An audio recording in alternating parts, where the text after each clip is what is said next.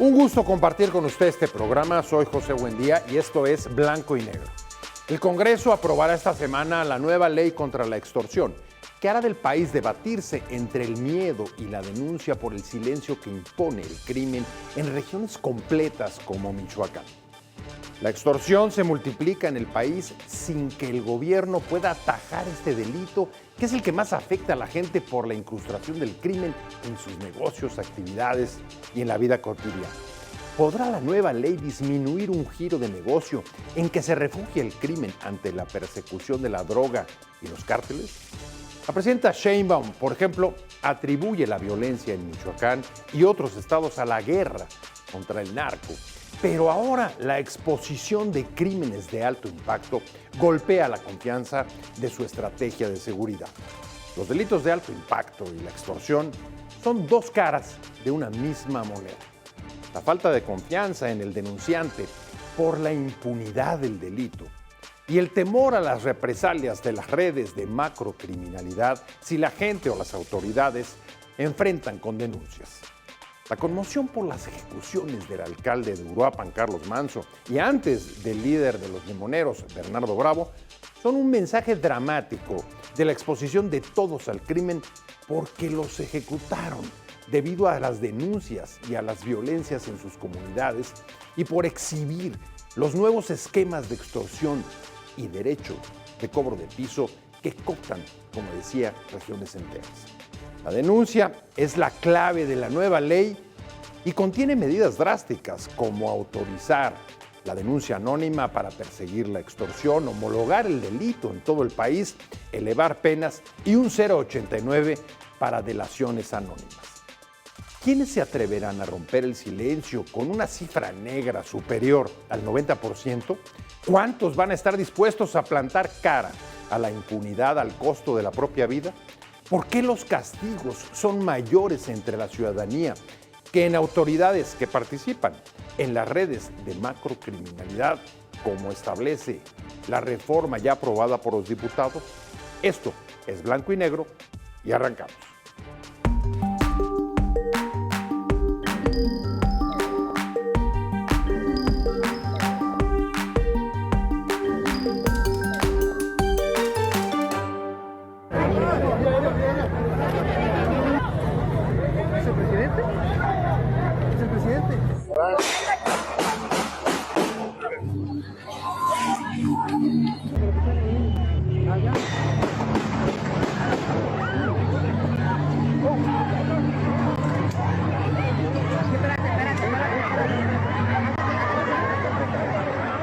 Mataron al mejor presidente de México, al único que se atrevió a levantar la voz. Entre el alcalde y yo, entre Carlos Manzo, había una buena relación y coordinación. En su momento hubo sus diferencias.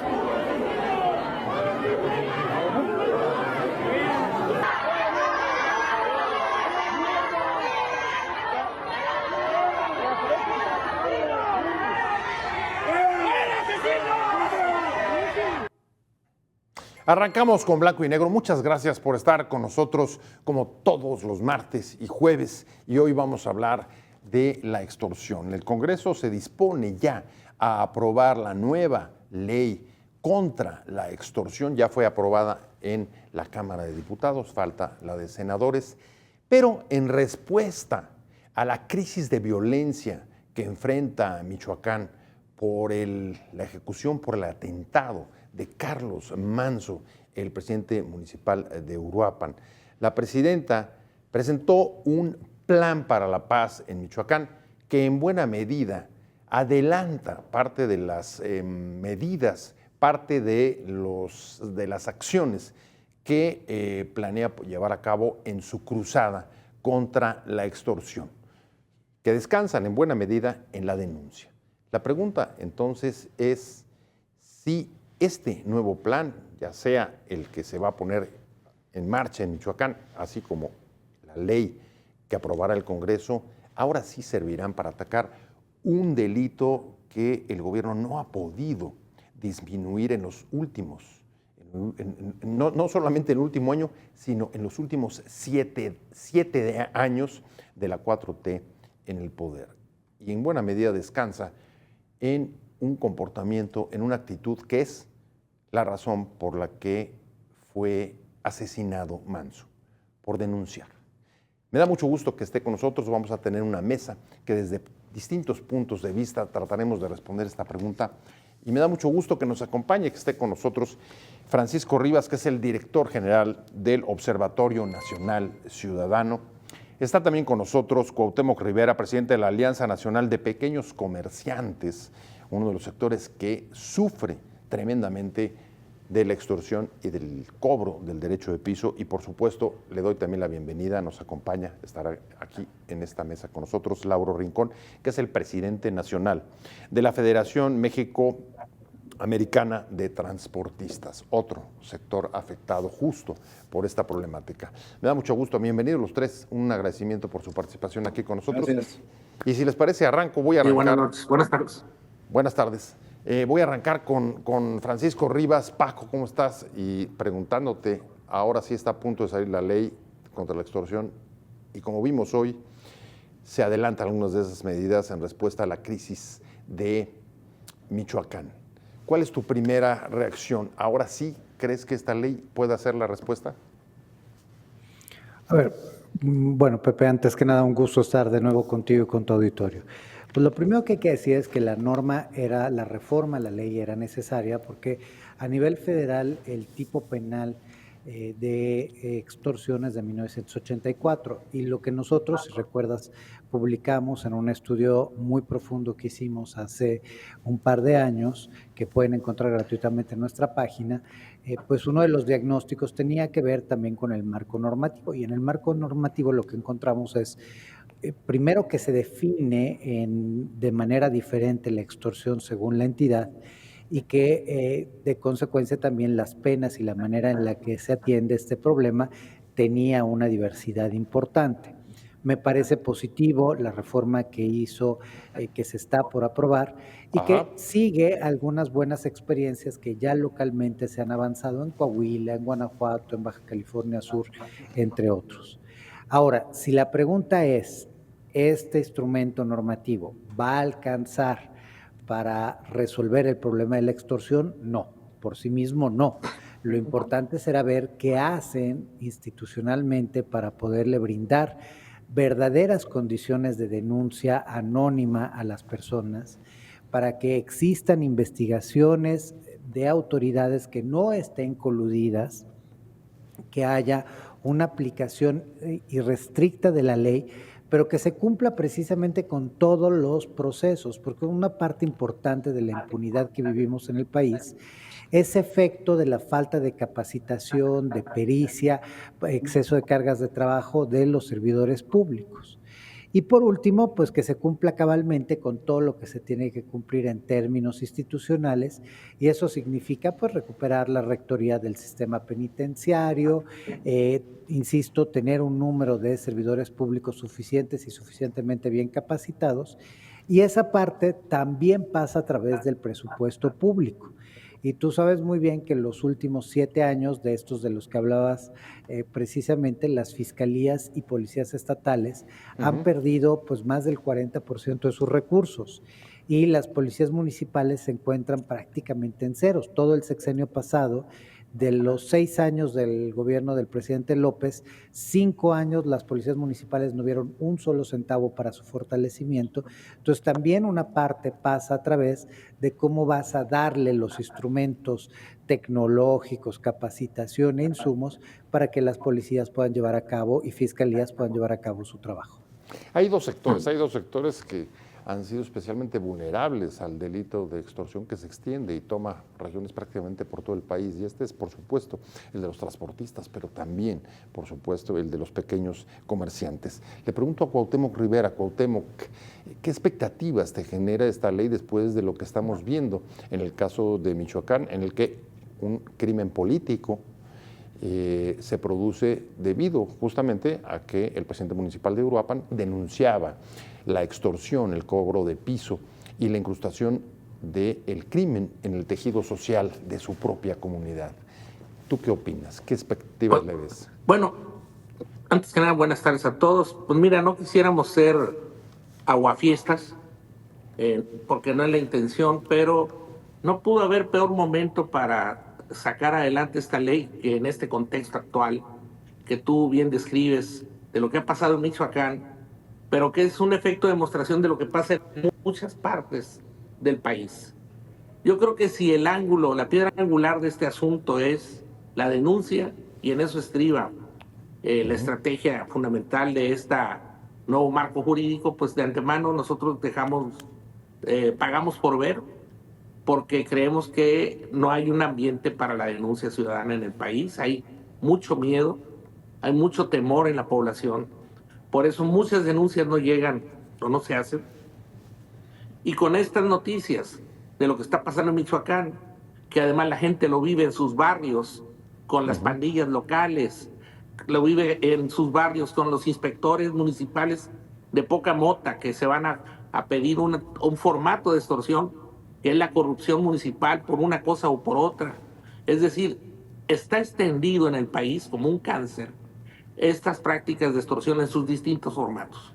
La respuesta concreta a tu pregunta, Pepe, es que nosotros no tenemos gran expectativa contra la aplicación de esta ley y que, como bien decía Paco, pueda esto mejorar el clima de inseguridad e incertidumbre que vive la población de México. Oye, solo para precisar, Cuauhtémoc, hablas de hay muchísimo miedo y eso te lleva a tener, digamos, bajas expectativas sobre el funcionamiento de la ley por la denuncia. Y yo te preguntaría, ¿cuál es, desde tu punto de vista, por lo menos en tu sector, la principal o las principales causas del miedo que llevarían a no denunciar? Bueno, mira, el cobro de piso, que es lo que más se practica en el sector donde nosotros nos movemos, está aplicado por gente con una inteligencia de campo, tiene un dominio de la territorialidad muy fuerte. Yo creo que la inteligencia que tiene ahorita las pandillas que operan en el país y que una de sus prácticas fundamentales es la extorsión o el dinero fácil, es porque tienen dominio de tu vida, sabes a qué hora abres, a qué hora cierras, a dónde va tu familia, a qué iglesia van, a qué escuelas van, y cuando llegan contigo, tienen un pleno dominio de tu vida porque dicen, ¿sabes qué? Conozco todo de tu vida. Tú no tienes opción. O me ayudas, y además te lo venden como un seguro de protección y yo te cuido, o puedes enfrentar graves problemas. Y entonces, la verdad es que contra esa, podríamos llamarle marcación personal, ese marcaje personal, zonal que tienen estas gentes, difícilmente de veras el músculo del Estado va a poder llegar a poder ofrecer una garantía al ciudadano que diga, me la juego y voy a hacer la denuncia y voy a ver cómo me va con este asunto y qué le pueden hacer a mi familia o no. Entonces la gente no lo hace y con estas noticias menos, vaya. Si se friegan a un alcalde, si se echan a un alcalde, si un jovencito de 17 años, que dijo Omar García Harfuch, puede ir a matarlo por lo que tú quieras, sabiendo de que lo van a matar, pues ya ahorita ¿cuánto vale la vida en México? Pues muy poco, ¿verdad?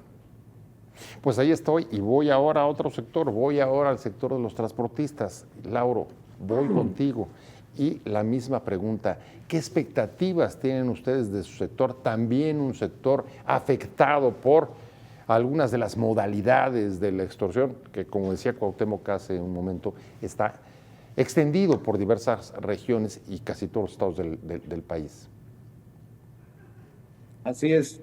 Mira, Pepe, desgraciadamente el tema de la extorsión pues, lo tenemos en los 32 estados de la República. Y considero yo que para que pueda funcionar esta ley que está por emitirse, primeramente debe haber una limpieza al interior de las dependencias de gobierno, de los 3 órdenes de gobierno, porque para que la delincuencia actúe con toda impunidad es porque tiene cierta protección desde las dependencias, desde la fiscalía. Es el tema de que muchos no vayan a presentar las denuncias. ¿Es por qué? Porque muchas veces se han detectado que hay fiscalías que tienen nexos con la delincuencia. Entonces, cuando vas y presentas una denuncia, es darte un tiro en el pie. ¿Ande? Es como darte un tiro en el pie. Sí, entonces, de ahí el temor de todos, no nada más del transporte, de los ciudadanos en general, porque vas a la fiscalía, te quedan tus datos, te queda tu copia de la credencial del lector, tienen todos tus datos y saben dónde ubicarte a ti, a tu familia. Entonces, Es complicado. Lo primero que considero que se tendría que hacer es todas las dependencias de gobierno en el tema de seguridad se tendrían que llevar a cabo los exámenes de confiabilidad y confianza en todos esos sectores, desde la federación, en el estado y en los municipios, porque de lo contrario, así se expidan cada año nueva ley contra determinado delito, si seguimos teniendo el mismo personal que por años han estado laborando y que ya se la saben por dónde entrar, por dónde extorsionar al ciudadano, esto no va a funcionar. Así es lo que vemos y es lo que ha estado pasando actualmente en el país. Ahora, fíjense, Paco en su primera intervención al abrir decía, esta ley por la que se está discutiendo en el Congreso contra la extorsión recoge buenas experiencias que han dado resultados en otros estados de la República. Me parece, si mal no escuché, se refería a Baja California y Baja no sé Sur. si Baja Sur, y no sé si también Quintana Roo, pero en cualquier caso yo te preguntaría, ¿cuáles son esas buenas prácticas que han dado resultado, Paco, y que se incorporan a esta ley? Además del tema de la denuncia anónima o de homologar las penas del delito en todo el país. A ver, pues Pepe, permíteme empezar nada más con algo que me parece muy importante que dijo Lauro y en el cual coincido plenamente. Tú no puedes iniciar cualquier programa, cualquier proyecto de seguridad si con quien lo vas a operar no es confiable. Entonces, tú puedes tener una federación muy efectiva y puedes tener una federación, pensamos, limpia, o sea, es decir, libre de extorsión, de corrupción. Pero si luego en lo local, lo que replica ese trabajo en fiscalías o en policías locales está coludida, pues no te va a servir de mucho. Y de hecho uno de los problemas principales que vemos, tanto en lo que hoy anunció la presidenta como lo que se ha hablado alrededor de esta ley, de la estrategia en general de seguridad, es que pues tú no puedes implementar una buena estrategia si tu aliado a la persona con la cual vas a construir esta estrategia, pues es una persona corrupta. Eso no hay forma. Pero además, perdón que te interrumpa, ahorita regresamos a la pregunta original, pero ahí lo que me preocupa es que además la estrategia contra la violencia del gobierno de Sheinbaum es bastante centralizada y personalizada en la figura de Harfuch. Eso, digamos que todavía abonaría más riesgos respecto al abandono de los policías o de los aparatos de seguridad locales y estatales, ¿cierto? Absolutamente, y de hecho, hasta la distribución del gasto presupuestal, de la definición presupuestal, pues te indica una voluntad a la centralización que inició el sexenio pasado y que se consuma plenamente en esta. Yo creo que Omar es una persona pues, que conocemos, que es un experto en el tema, sabe, está haciendo bien, tiene un buen equipo, pero eso no alcanza, o sea, los problemas de seguridad del país trascienden la federación y la mayor parte de delitos pues ocurren en lo común, con las conexiones hacia la delincuencia organizada y las responsabilidades de la federación en ese sentido, pero ocurren en lo local. Y entonces, pues uno de los aspectos importantes que hay que señalar como buena práctica tiene que ver pues con las capacitaciones y capacidades que se le atribuyen a las instituciones locales, y aquí hablo particularmente de policías estatales y fiscalías, de esta de limitar, o sea, de no hacer obligatoria la ratificación de una denuncia de extorsión, o sea, es decir, con la mera noticia de una extorsión, la autoridad puede detonar una investigación de oficio, y eso ya quita la carga en el ciudadano y la pone en la responsabilidad de la institución. Ahora, el tema es que para que tú puedas hacer esto, requieres de nuevo una autoridad confiable que en lo local es capaz de recolectar esta información. Porque, a ver, aquí evidentemente Laura y Cuauhtémoc tienen la experiencia en carne propia, pero nosotros como observatorio en el área de atención a víctimas, te podemos contar sin fin de situaciones en donde una víctima fue a denunciar una extorsión presencial, que es la más preocupante, o sea, derecho de piso o gobernanza criminal. Así que luego desglosamos a qué me refiero con esto, pero cuando hay una extorsión presencial, la persona va, denuncia y pocos minutos después ya la levantaron, ya fueron a amenazarlo a su casa, ya fueron a amenazarlo al negocio. Entonces, Pues, obviamente la gente no tiene incentivos.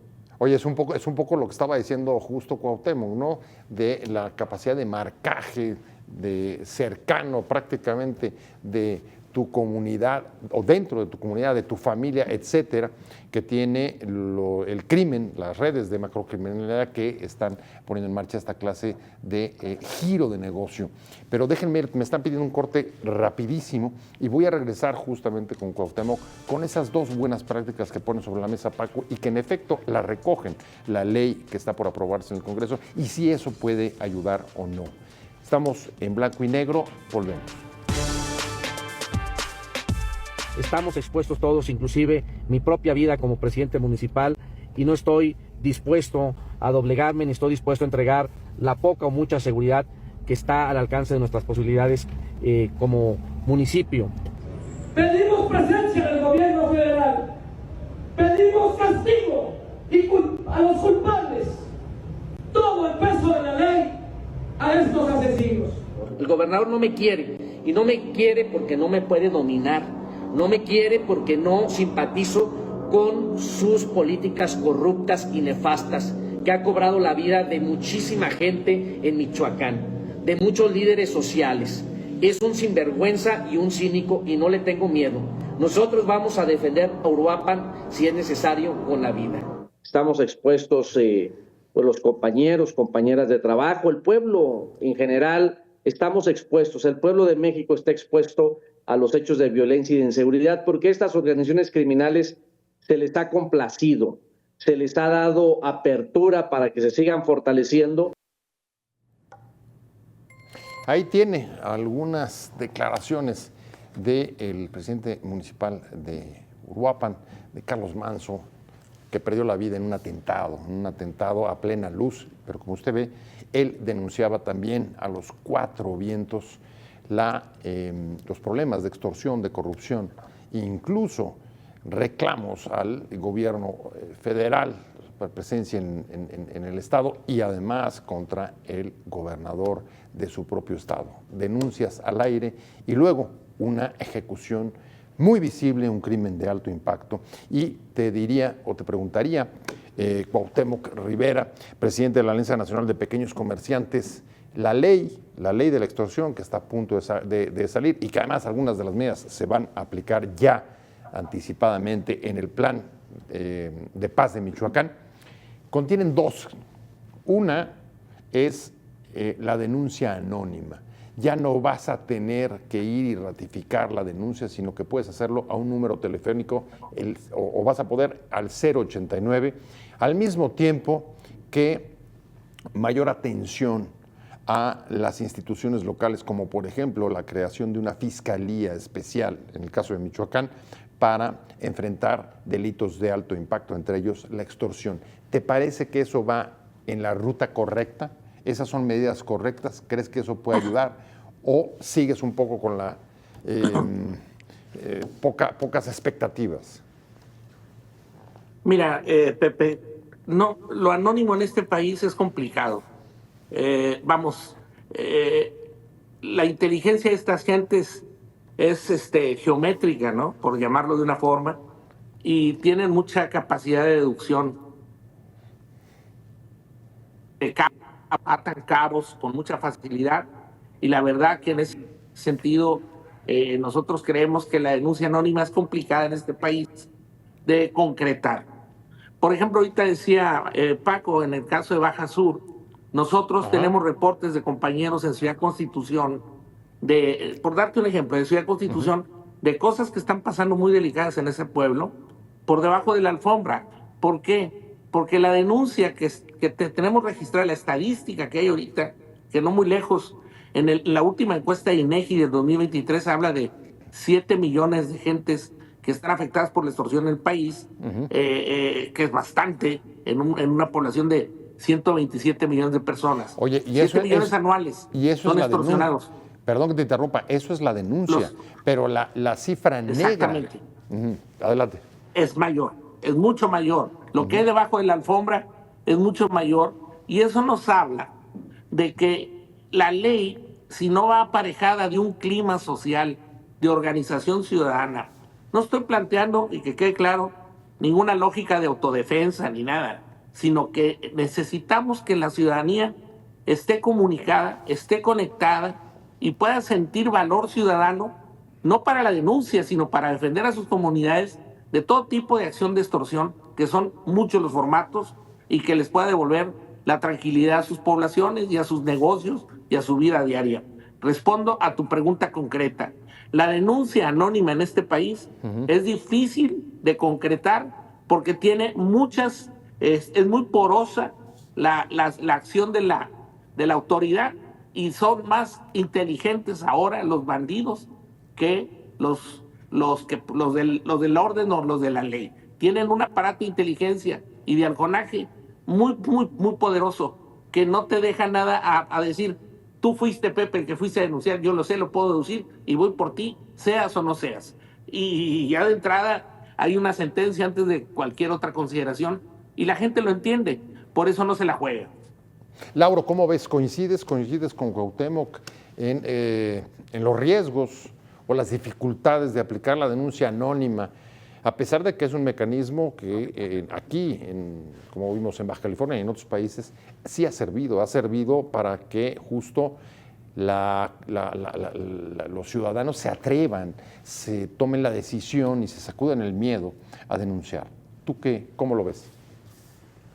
Mira, el tema de la denuncia anónima, de entrada, por experiencia, lo que hemos vivido, al menos en la denuncia, cuando sufrimos un robo en el transporte y que tienes que levantar la predenuncia al 911 y te tienen que dar un número de folio, el cual se lo tienes que transmitir a la autoridad del estado donde está haciendo el robo, para que ellos activen los protocolos y poder ubicar y recuperar el vehículo robado.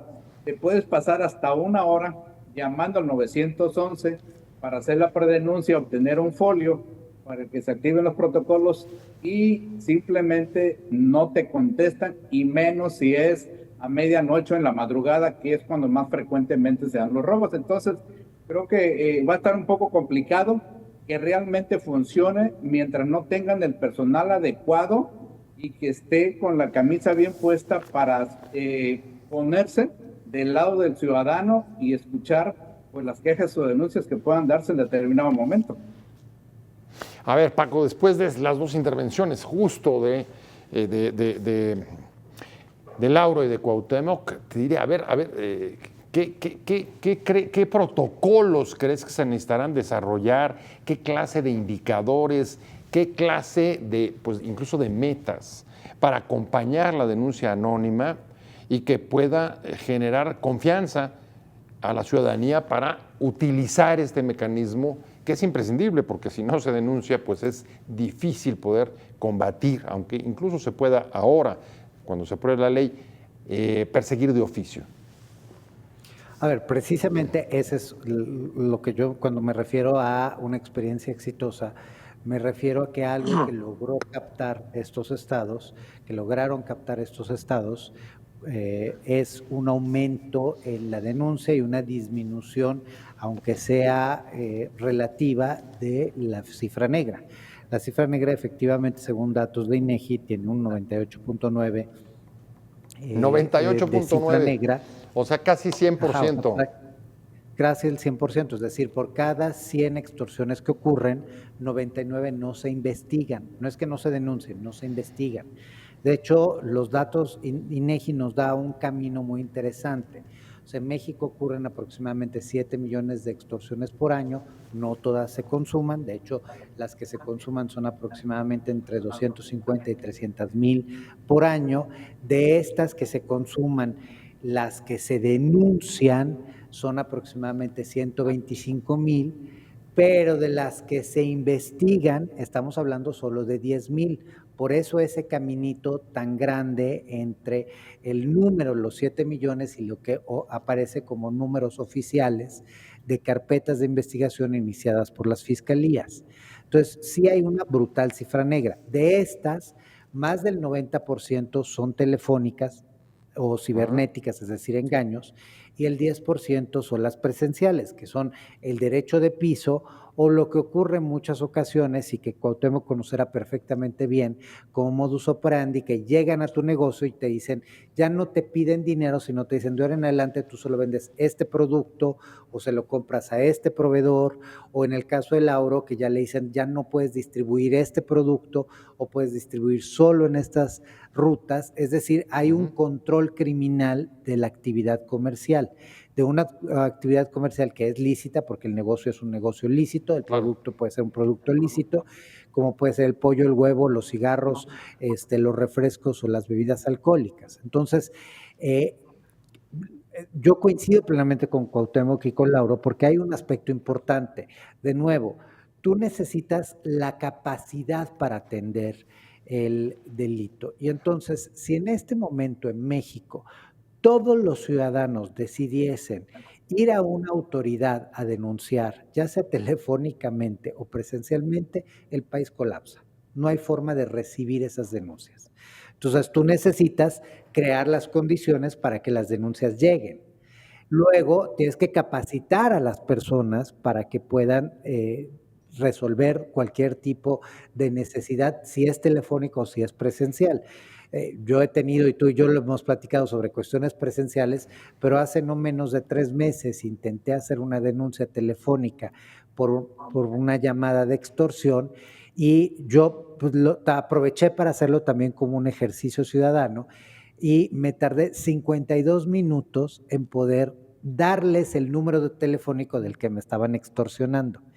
Y la oficial que me atendió, la persona que me atendió, se equivocó en 6 ocasiones. O sea, me insistía pidiéndome mi número de teléfono, mi dirección de casa, mi profesión. Y aquí estamos hablando de alguien que sabe del tema y obviamente no le di la información. Pero una persona, un ciudadano que no está acostumbrado a trabajar con esto, pues le da información que no debería. Entonces, esos errores, que son errores humanos, son por una absoluta desarticulación institucional que se llevó a cabo el sexenio pasado y que este sexenio les tocará recomponer, pero que requiere tiempo. Pero a ver, nada más hay una precisión. ¿Dónde ves, digamos, el eslabón más débil? ¿En el problema del temor para denunciar o en la falta de capacidad instalada en los niveles de gobierno locales, incluso el federal, para recibir estas denuncias? ¿Dónde está la parte más débil? En absolutamente la capacidad institucional, porque si tú resuelves la capacidad institucional, la confianza llega, pero tú no puedes pedirle a alguien que confíe cuando ya fue a denunciar y lo levantaron. O sea, simple y sencillamente los casos con los que abriste, el caso de Carlos, el caso de Alberto, en el tema de los limoneros, pero en el tema de limoneros y de periodistas y de otros alcaldes y de activistas de otra naturaleza que ya han denunciado y que perdieron la vida o que fueron amenazados o que fueron desplazados, pues eso no se resuelve nada más por decreto, eso se resuelve creando confianza. O sea, yo hoy, ¿qué incentivos tengo para denunciar una extorsión si cuando alguien denuncia una extorsión lo levantan? Yo necesito que antes vea que hay una autoridad confiable y que donde hay una extorsión, hay una detención, hay una desarticulación de la banda, hay un acceso a la justicia. Pues entonces ya puedo empezar a confiar, pero hasta que eso no ocurra, no vamos a avanzar. Porque la verdad es que la autoridad, si cuenta con voluntad, resuelve hasta la falta de reformas legales. Y hoy lo que no hay es voluntad. Todo mundo sabe dónde está la extorsión, en la Ciudad de México, en Michoacán, en Baja California, en Tamaulipas, en Veracruz, en Oaxaca. No necesitas irte tan lejos y no necesitarías la reforma. Qué bueno que hagan la reforma está bien, pero si quisieran ya podrían desde hoy empezar a resolver los problemas que llevaron a la muerte a menos de una semana de distancia de 2 figuras relevantes de la sociedad michoacana, que se pudo haber evitado absolutamente, que era responsabilidad de los cuerpos de seguridad locales, estatal y federal, absolutamente, que no es culpa de ningún expresidente de hace 13 años, no es responsabilidad de estas autoridades. Si no se ha resuelto es porque no han puesto la voluntad y los recursos para que esto verdaderamente ocurra. Pues ahí está, frente a una crisis de violencia como la que está viviendo en Michoacán, algunas de las medidas que está anunciando el plan de la presidenta Sheinbaum para la paz y la justicia en el Estado tienen que ver justo con las que se van a aprobar en la ley de extorsión. Y ahí tiene algunas de los puntos de vista. Voy a un corte rapidísimo y regresamos justamente a preguntarnos, por eso, si estas medidas pueden, en el caso de Michoacán, romper esas tramas de extorsión que están generando y que son focos fundamentales de violencia en ese estado, que por cierto no es nueva, es uno de los estados que ha sufrido más por la acción de los cárteles criminales en distintos giros de negocio, no en este ni en el pasado, sino en gobiernos anteriores. Recordemos que ahí fue donde comenzó la guerra contra las drogas de Calderón. Vamos a un corte rápido y regresamos. Estamos en Blanco y Negro. ¿Podrá, en efecto, el plan Michoacán para devolver la paz y la justicia del gobierno de la presidenta Sheinbaum sofocar la crisis de violencia? Pero más importante quizá incluso que la respuesta a esta pregunta es, ¿y si lo logra? ¿Podrá mantenerse? Porque lo que vemos en Michoacán es que ha habido sucesivos planes que tienen resultados durante un tiempo, pero luego el mantenimiento de la paz, de la gobernabilidad, del orden en el Estado tiende a deteriorarse, hasta la crisis que acabamos de ver con el atentado contra un presidente municipal y el líder de los cítricos. Y voy contigo, Cuauhtémoc, ¿crees que este plan pueda no solo sofocar la crisis de violencia, sino además sentar bases para lograr que sea permanente? Yo vuelvo a insistir y no quiero ser un pesimista, porque dicen que los pesimistas son verdaderamente optimistas, bien informados, ¿no? Pero a lo que voy es de que desde que vimos en Michoacán que unos inspectores de Estados Unidos vinieron a ver cómo estaba el tema del aguacate, y al venir a ver fueron secuestrados, y se suspendió la compra de aguacate cercano a un Super Bowl. Y hemos visto históricamente cómo han venido extorsionando a los aguacateros, a los limoneros. Ahora con el tema de este alcalde de Uruapan en plenas festividades del Día de Muertos, que es la más importante que tiene el país en este momento, delante de su gente, la verdad te deja muy poco margen para poder confiar en esto, porque la burra no era arisca, han sido muchas las cosas. Y ahorita decían, por ejemplo, las extorsiones que realmente se consuman son unas y las que la mayoría no se consuman. Dicen en el pueblo, el acalambre vale más y duele peor que si te lo hubieran hecho, porque de entrada ya te asustaron y ya te sacaron un Jesús de la boca y ya anduviste preocupado y se te subió el azúcar y cuanta cosa. Es decir, todas las extorsiones telefónicas que se hacen en este país, todo el mundo lo sabe Paco, lo sabemos quienes estamos viendo las informaciones, se hacen desde 3 centros penitenciarios, en Guadalajara, en el Estado de México, y creo que el otro es en Campeche. Saben bien dónde salen las llamadas para hacer estas extorsiones, que muchas de esas no llegan a nada, pero sí te fastidian, y son la mayoría de los intentos de extorsión. ¿Por qué no controlamos esos centros penitenciarios? No hemos podido a lo largo del tiempo ni siquiera tener control de ahí, de evitar que tengan teléfonos y nos estén molestando.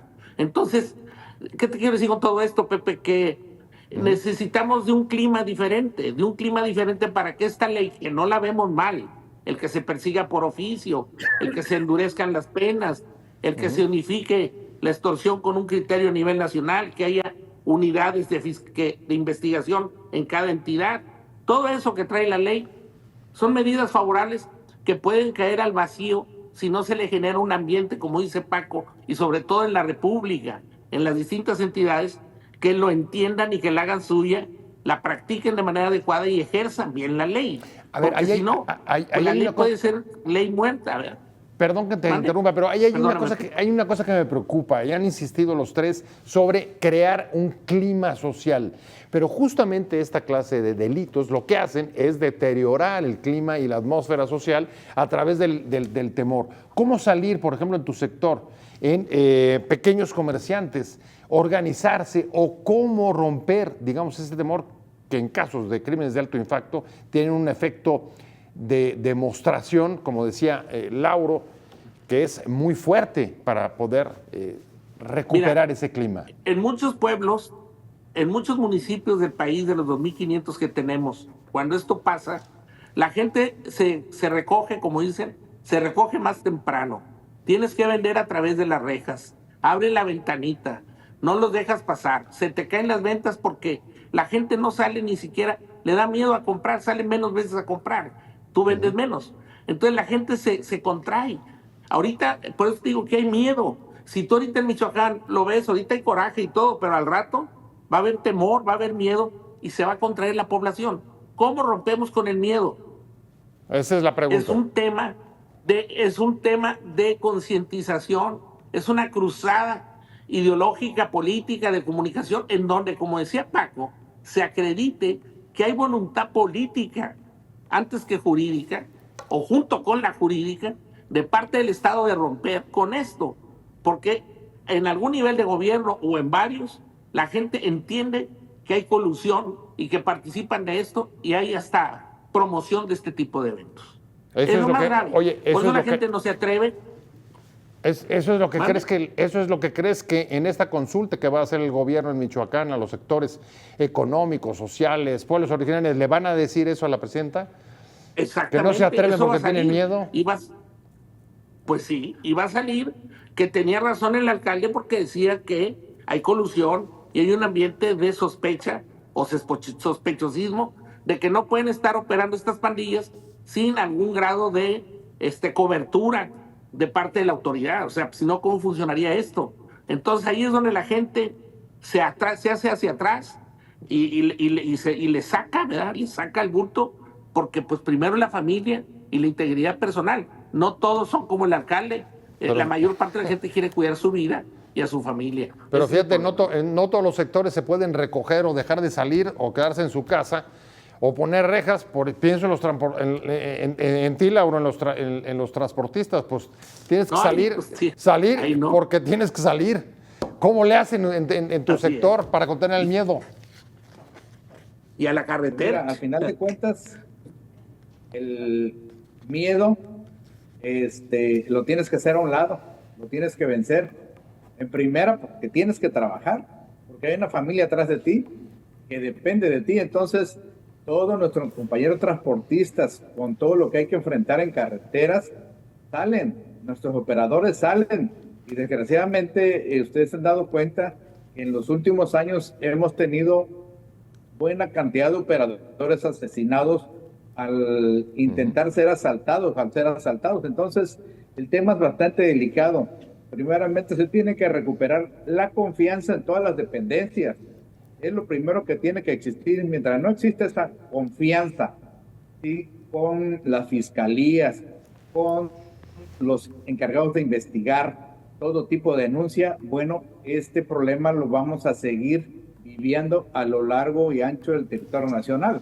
Desgraciadamente, nuestro México, como bien decían, en los últimos 7 años, el tema de la delincuencia, de la extorsión, del dominio delincuencial sobre el país, lo estamos viviendo y llevamos 7 años con ello, y por donde le busques, por donde veas el país, le escurre sangre. Porque Oye, pero Lauro, no son... mucha sangre que se ha derramado. Oye, pero no son 7 años, es bastante más, ¿no? Bueno, sí, pero en estos últimos 7 años se recrudeció más. Bueno, al menos en el sector transporte, así lo vivimos. En el sector transporte se recrudeció más el robo y el asalto, la desaparición de operadores. Entonces, si bien este tema lo traíamos arrastrando desde el sexenio de Peña Nieto, Ajá. pero en el sexenio de López Obrador se acentuó más y eso vino a pegarle a todos los sectores, no nada más al transporte. Pues hay tres palabras que me parece que queda aquí en la mesa, que lo han repetido los tres. Además de leyes, se necesita confianza en las instituciones, voluntad y sobre todo, sobre todo no aceptar la impunidad. Se me acabó el tiempo y yo les quiero agradecer mucho que hayan estado con nosotros. La verdad es que sus opiniones son muy importantes en este momento, justo con lo que estamos viviendo de crisis de violencia en lugares, regiones enteras como Michoacán. Muchas gracias, Paco Rivas, como siempre un placer haberte tenido acá en este programa. Él es el director general del Observatorio Nacional Ciudadano. Te mando un abrazo, Paco, muchas gracias por estar con nosotros. Igual que a Cuauhtémoc Rivera, presidente de la Alianza Nacional de Pequeños Comerciantes. Muchas gracias, Cuauhtémoc, por haber estado con nosotros, un placer haberte tenido. Y por supuesto a Lauro Rincón, presidente nacional de la Federación México-Americana de Transportistas. Gracias a los tres. Un gusto, Pepe. Saludos. Un gusto haber estado aquí con ustedes, pero sobre todo muchas gracias a usted por haber estado con nosotros hoy aquí en Blanco y Negro, como todos los martes y jueves. Y pues que tenga una buena semana, cuídese, páselo bien. Hasta luego. Adiós.